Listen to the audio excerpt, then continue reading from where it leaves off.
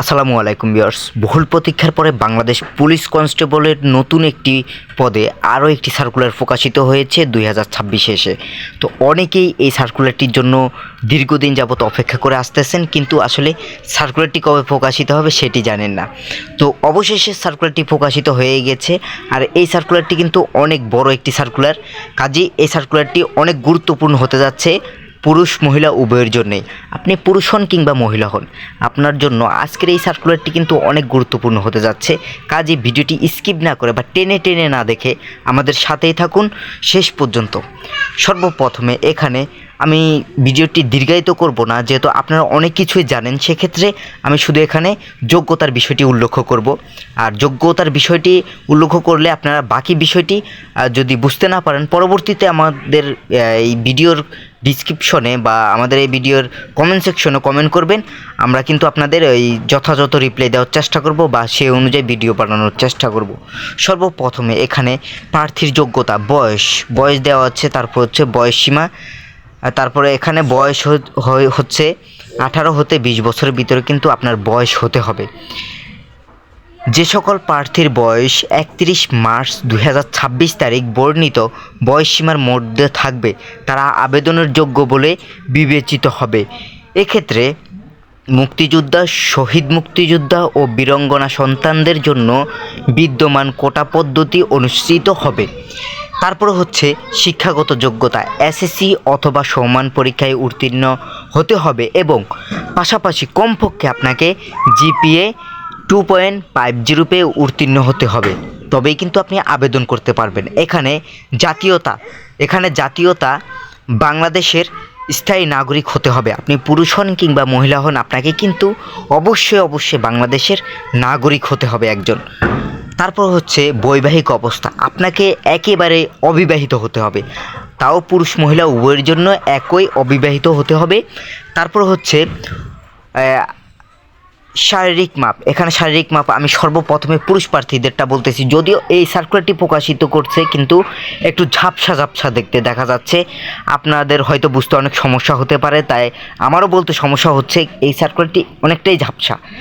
এখানে পুরুষ প্রার্থীদেরটা বলতেছি, সর্বপ্রথমে মেধা কোঠা প্রার্থীদের ক্ষেত্রে উচ্চতা হচ্ছে 5 ফিট 6 ইঞ্চি এবং মুক্তিযোদ্ধা, শহীদ মুক্তিযোদ্ধা ও বীরাঙ্গনা সন্তান এবং ক্ষুদ্র নৃগোষ্ঠী কোঠার প্রার্থীদের ক্ষেত্রে 5 ফিট 4 ইঞ্চি হলেই কিন্তু আবেদন করতে পারবে অনায়াসে। শারীরিক প্রতিবন্ধী ও তৃতীয় লিঙ্গের কোটার প্রার্থীর ক্ষেত্রে বিধি অনুষ্ঠিত হবে।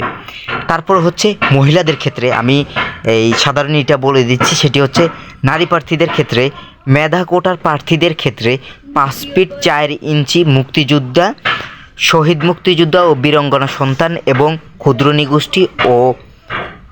নৃগোষ্ঠী কোটার প্রার্থীদের ক্ষেত্রে 5 ফিট 2 ইঞ্চি হলে কিন্তু তারা অনায়াসে আবেদন করতে পারবে। শারীরিক প্রতিবন্ধী ও তৃতীয় লিঙ্গের কোটার প্রার্থীদের ক্ষেত্রে বিধি অনুষ্ঠিত হবে। তারপরে আছে সেটি হচ্ছে বুকের মাপ দেখা যাচ্ছে যে পুরুষ সর্বপ্রথমে মেধা ও ক্ষুদ্র নৃগোষ্ঠী কোঠার প্রার্থীদের ক্ষেত্রে স্বাভাবিক অবস্থায় 31 ইঞ্চি হতে হবে এবং সম্প্রসারিত অবস্থায় 33 ইঞ্চি হতে হবে। এখন অনেকে বলতে পারেন যে সম্প্রসারিত অবস্থায় সেটি আবার কি? সেটি হচ্ছে আমরা যখন বুক ভরে শ্বাস নিই, যখন আমরা বুক ভরে শ্বাস নিই তখন কিন্তু আমাদের বুকটা অনেকটাই ফুলে যায়, সেটি হচ্ছে সম্প্রসারিত অবস্থায়। অর্থাৎ তখন স্বাভাবিক অবস্থা হচ্ছে 31 ইঞ্চি আর সম্প্রসারিত অবস্থায় হচ্ছে 33 ইঞ্চি। তারপর হচ্ছে মুক্তিযোদ্ধা, শহীদ মুক্তিযোদ্ধা ও বীরাঙ্গনা সন্তানদের কোঠার প্রার্থীদের ক্ষেত্রে স্বাভাবিক অবস্থায় 30 ইঞ্চি এবং সম্প্রসারিত অবস্থায় 31 ইঞ্চি হলে কিন্তু তারা আবেদন করতে পারবে অনায়াসে। তারপর হচ্ছে ওজন হচ্ছে বয়স ও উচ্চতা অনুযায়ী কিন্তু আপনার ওজনটা ডিসাইড করা হবে, সেটি পুরুষ হোক কিংবা মহিলা হোক, একই সিস্টেম। তারপর হচ্ছে চোখের দৃষ্টিশক্তি পুরুষ মহিলা একই 6/6 থাকতে হবে। অনলাইনে আবেদনের নিয়মাবলী দেওয়া আছে। এখানে ভিডিওটি অনেক লম্বা হয়ে যাচ্ছে বা দীর্ঘায়িত হয়ে যাচ্ছে, সে কারণে আমি আর লম্বা করতে চাচ্ছি না। তবে আমি আপনাদের এখন বলবো যে আবেদন শুরু কবে এবং আবেদন শেষ কবে। অনলাইনে আবেদন শুরু হচ্ছে 5 মার্চ 2026, এটি হচ্ছে শুরুর তারিখ। শেষের তারিখ হচ্ছে যেদিন শেষ হয়ে যাবে সেই তারিখটি হচ্ছে 31 মার্চ 2026। এই সময়টুকুর ভিতরে এই যে বাংলাদেশ পুলিশ কনস্টেবলের ট্রেনি রিক্রুট কনস্টেবল পদে যারা আবেদন করতে চান তারা খুব দ্রুত আবেদন করে ফেলুন যোগ্যতা থাকলে। সকলে ভালো থাকুন, সুস্থ থাকুন। দেখা হচ্ছে পর কোনো ভিডিওতে, পর কোনো টপিক নিয়ে। আল্লাহ হাফেজ।